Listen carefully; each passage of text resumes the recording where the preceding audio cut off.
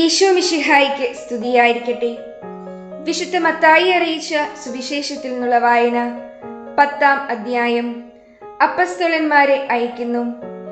അവൻ തന്റെ 12 ശിഷ്യന്മാരെ വിളിച്ച് അശുദ്ധാത്മാക്കളെ ബഹിഷ്കരിക്കാനും എല്ലാ രോഗങ്ങളും വ്യാധികളും സുഖപ്പെടുത്താനും അവർക്ക് അധികാരം നൽകി. ആ 12 അപ്പസ്തോലന്മാരുടെ പേരുകൾ: ഒന്നാമൻ പത്രോസ് എന്ന് വിളിക്കപ്പെടുന്ന ശിമയോൻ, അവന്റെ സഹോദരൻ അന്ത്രയോസ്, സെബദിയുടെ പുത്രനായ യാക്കോബ്, അവന്റെ സഹോദരൻ യോഹന്നാൻ, പീലിപ്പോസ്, ബർത്തലോമിയോ, തോമസ്, ചുങ്കക്കാരൻ മത്തായി, ഹൽപ്പയുടെ പുത്രൻ യാക്കോബ്, തദേവൂസ്, കാനാൻകാരൻ ശിമയോൻ, യേശുവിനെ ഒറ്റിക്കൊടുത്ത യൂദാസ്കറിയോത്ത. ഈ 12 പേരെയും യേശു ഇപ്രകാരം ചുമതലപ്പെടുത്തി അയച്ചു: നിങ്ങൾ വിജാതിയരുടെ അടുത്തേക്ക് പോകരുത്, സമരിയാക്കാരുടെ പട്ടണത്തിൽ പ്രവേശിക്കുകയുമരുത്. പ്രത്യുത ഇസ്രായേൽ വംശത്തിലെ നഷ്ടപ്പെട്ടു പോയ ആടുകളുടെ അടുത്തേക്ക് പോകുവിൻ. പോകുമ്പോൾ സ്വർഗരാജ്യം സമീപിച്ചിരിക്കുന്നു എന്ന് പ്രസംഗിക്കുവിൻ. രോഗികളെ സുഖപ്പെടുത്തുകയും മരിച്ചവരെ ഉയർപ്പിക്കുകയും കുഷ്ഠരോഗികളെ ശുദ്ധരാക്കുകയും പിശാചുക്കളെ ബഹിഷ്കരിക്കുകയും ചെയ്യുവിൻ. ദാനമായി നിങ്ങൾക്ക് കിട്ടി, ദാനമായി തന്നെ കൊടുക്കുവിൻ. നിങ്ങളുടെ അരപ്പട്ടയിൽ സ്വർണമോ വെള്ളിയോ ചെമ്പോ കരുതി വയ്ക്കരുത്. യാത്രയ്ക്ക് സഞ്ചിയോ 2 ഉടുപ്പുകളോ ചെരിപ്പോ വടിയോ കൊണ്ടുപോകരുത്. വേല ചെയ്യുന്നവൻ ആഹാരത്തിന് അർഹനാണ്. നിങ്ങൾ ഏതെങ്കിലും പട്ടണത്തിലോ ഗ്രാമത്തിലോ പ്രവേശിക്കുമ്പോൾ അവിടെ യോഗ്യതയുള്ളവൻ ആരെന്ന് അന്വേഷിക്കുകയും അവിടം വിടുന്നതുവരെ അവനോട് കൂടെ താമസിക്കുകയും ചെയ്യുവിൻ. നിങ്ങൾ ആ ഭവനത്തിൽ പ്രവേശിക്കുമ്പോൾ അതിന് സമാധാനം ആശംസിക്കണം. ആ ഭവനം അർഹതയുള്ളതാണെങ്കിൽ നിങ്ങളുടെ സമാധാനം അതിൽ വസിക്കട്ടെ. അർഹതയില്ലാത്തതെങ്കിൽ നിങ്ങളുടെ സമാധാനം നിങ്ങളിലേക്ക് തന്നെ മടങ്ങട്ടെ. ആരെങ്കിലും നിങ്ങളെ സ്വീകരിക്കാതെയോ നിങ്ങളുടെ വചനം ശ്രവിക്കാതെയോ ഇരുന്നാൽ ആ ഭവനം അഥവാ പട്ടണം വിട്ടു പോരുമ്പോൾ നിങ്ങളുടെ പാദങ്ങളിലെ പൊടി തട്ടിക്കളയുവിൻ. വിധി ദിവസത്തിൽ ആ പട്ടണത്തേക്കാൾ സോദോം ഗൊമോറ ദേശങ്ങൾക്ക് കൂടുതൽ ആശ്വാസമുണ്ടാകുമെന്ന് സത്യമായി ഞാൻ നിങ്ങളോട് പറയുന്നു. പീഡകളുടെ കാലം. ചെന്നായ്ക്കളുടെ ഇടയിലേക്ക് ചെമ്മരിയാടുകളെ എന്ന പോലെ ഞാൻ നിങ്ങളെ അയക്കുന്നു. അതിനാൽ നിങ്ങൾ സർപ്പങ്ങളെ പോലെ വിവേകികളും പ്രാവുകളെ പോലെ നിഷ്കളങ്കരുമായിരിക്കുവിൻ. മനുഷ്യരെ സൂക്ഷിച്ചുകൊള്ളുവിൻ. അവർ നിങ്ങളെ ന്യായാധിപ സംഘങ്ങൾക്ക് ഏൽപ്പിച്ചു കൊടുക്കും. തങ്ങളുടെ സിനഗോഗുകളിൽ വെച്ച് അവർ നിങ്ങളെ മർദ്ദിക്കും. നിങ്ങൾ എന്നെ പ്രതി നാടുവാഴികളുടെയും രാജാക്കന്മാരുടെയും സന്നിധിയിലേക്ക് നയിക്കപ്പെടും. അവിടെ അവരുടെയും വിജാതിയുടെയും മുൻപാകെ നിങ്ങൾ സാക്ഷ്യം നൽകും. അവർ നിങ്ങളെ ഏൽപ്പിച്ചു കൊടുക്കുമ്പോൾ എങ്ങനെ പറയണമെന്നോ എന്തു പറയണമെന്നോ നിങ്ങൾ ആകുലപ്പെടേണ്ട. നിങ്ങൾ പറയേണ്ടത് ആ സമയത്ത് നിങ്ങൾക്ക് നൽകപ്പെടും. എന്തെന്നാൽ നിങ്ങളല്ല, നിങ്ങളിലൂടെ നിങ്ങളുടെ പിതാവിന്റെ ആത്മാവാണ് സംസാരിക്കുന്നത്. സഹോദരൻ സഹോദരനെയും പിതാവ് പുത്രനെയും മരണത്തിന് ഏൽപ്പിച്ചു കൊടുക്കും. മക്കൾ മാതാപിതാക്കന്മാരെ എതിർക്കുകയും അവരെ വധിക്കുകയും ചെയ്യും. എന്റെ നാമം മൂലം നിങ്ങൾ സർവരാരും ദേഷിക്കപ്പെടും. അവസാനം വരെ സഹിച്ചു നിൽക്കുന്നവൻ രക്ഷപ്പെടും. ഒരു പട്ടണത്തിൽ അവർ നിങ്ങളെ പീഡിപ്പിക്കുമ്പോൾ മറ്റൊന്നിലേക്ക് ഓടിപ്പോകുവിൻ. സത്യമായി ഞാൻ നിങ്ങളോട് പറയുന്നു, മനുഷ്യപുത്രന്റെ ആഗമനത്തിന് മുൻപ് നിങ്ങൾ ഇസ്രായേലിലെ പട്ടണങ്ങളെല്ലാം ഇങ്ങനെ ഓടി പൂർത്തിയാക്കുകയില്ല. ശിഷ്യൻ ഗുരുവിനേക്കാൾ വലിയവനല്ല, ഭൃത്യൻ യജമാനനേക്കാൾ വലിയവനല്ല.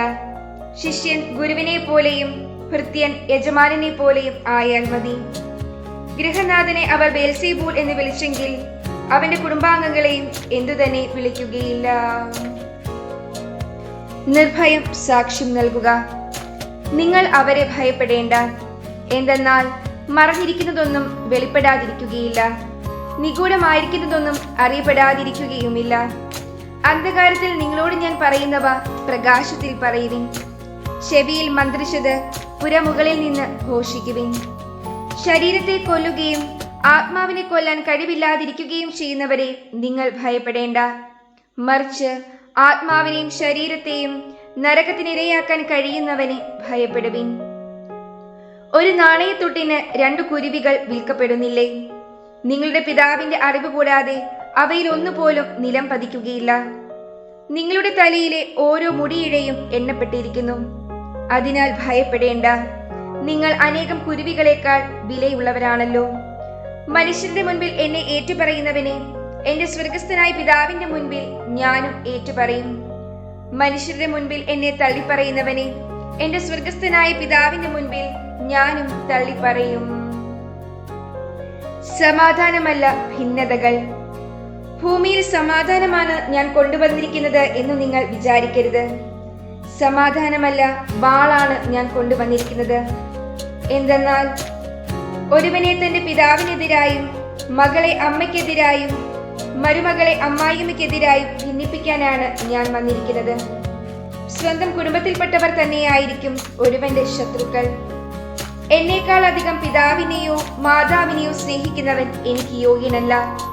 എന്നേക്കാൾ അധികം പുത്രനെയോ പുത്രിയെയോ സ്നേഹിക്കുന്നവനും എനിക്ക് യോഗ്യനല്ല. സ്വന്തം കുരിശുമെടുത്ത് എന്നെ അനുഗമിക്കാത്തവൻ എനിക്ക് യോഗ്യനല്ല. സ്വന്തം ജീവൻ കണ്ടെത്തുന്നവൻ അത് നഷ്ടപ്പെടുത്തും.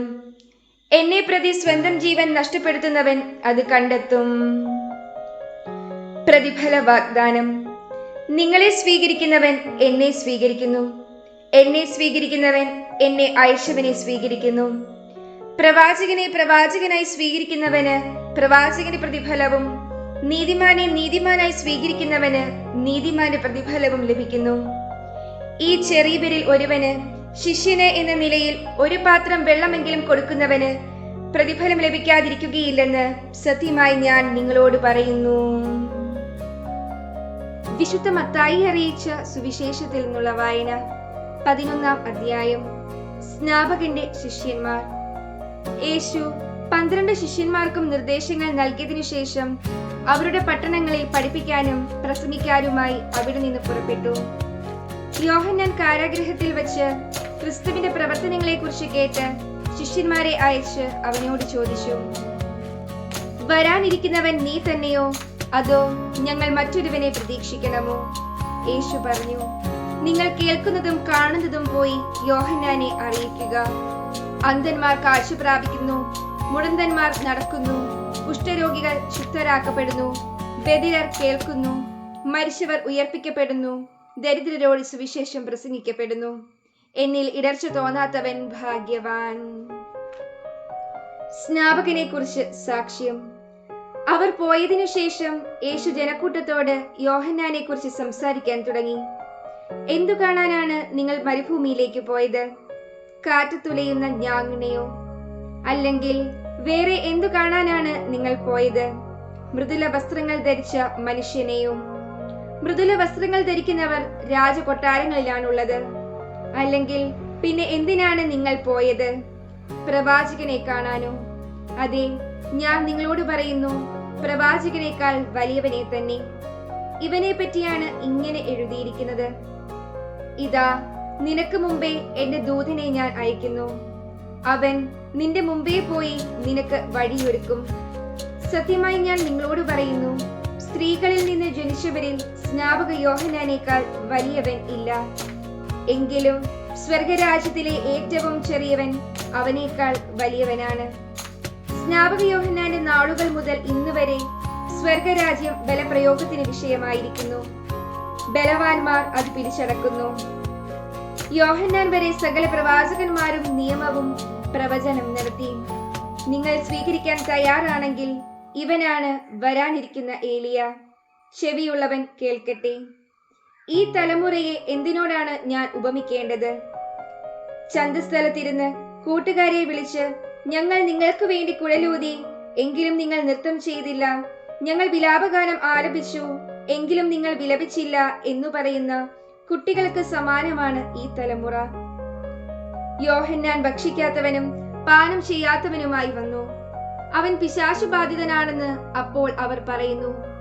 മനുഷ്യപുത്രൻ ഭക്ഷിക്കുന്നവനും പാനം ചെയ്യുന്നവനുമായി വന്നു. അപ്പോൾ അവർ പറയുന്നു, ഇതാ ഭോജനപ്രിയനും വീഞ്ഞുകുടിയനും ചുങ്കക്കാരുടെയും പാപികളുടെയും സ്നേഹിതനുമായ മനുഷ്യൻ. എങ്കിലും ജ്ഞാനം അതിന്റെ പ്രവൃത്തികളാൽ നീതീകരിക്കപ്പെട്ടിരിക്കുന്നു. അനുതപിക്കാത്ത നഗരങ്ങൾ. യേശു താൻ ഏറ്റവും കൂടുതൽ അത്ഭുതങ്ങൾ പ്രവർത്തിച്ച നഗരങ്ങൾ മാനസാന്തരപ്പെടാത്തതിനാൽ അവയെ ശാസിക്കാൻ തുടങ്ങി. കൊറോസീൻ, നിനക്ക് ദുരിതം! ബേത്സയിദ, നിനക്ക് ദുരിതം! നിന്നിൽ നടന്ന അത്ഭുതങ്ങൾ ടൈറിലും സീദോനിലും നടന്നിരുന്നെങ്കിൽ അവ എത്ര പണ്ടേ ചാക്കുടുത്ത് ചാരം പൂശി അനുദപിക്കുമായിരുന്നു. വിധി ദിനത്തിൽ ടൈറിനും സീദോനും നിങ്ങളെക്കാൾ ആശ്വാസമുണ്ടാകുമെന്ന് ഞാൻ നിങ്ങളോട് പറയുന്നു. കഫർനാമേ, നീ സ്വർഗം വരെ ഉയർത്തപ്പെട്ടുവെന്നോ? പാതാളം വരെ നീ താഴ്ത്തപ്പെടും. നിന്നിൽ സംഭവിച്ച അത്ഭുതങ്ങൾ സോദോമിൽ സംഭവിച്ചിരുന്നെങ്കിൽ അത് ഇന്നും നിലനിൽക്കുമായിരുന്നു. ഞാൻ നിന്നോട് പറയുന്നു, വിധി ദിനത്തിൽ സോദോമിന്റെ സ്ഥിതി നിന്റേതിനേക്കാൾ സഹനീയമായിരിക്കും. ക്ലേശിതർക്കാശ്രയം.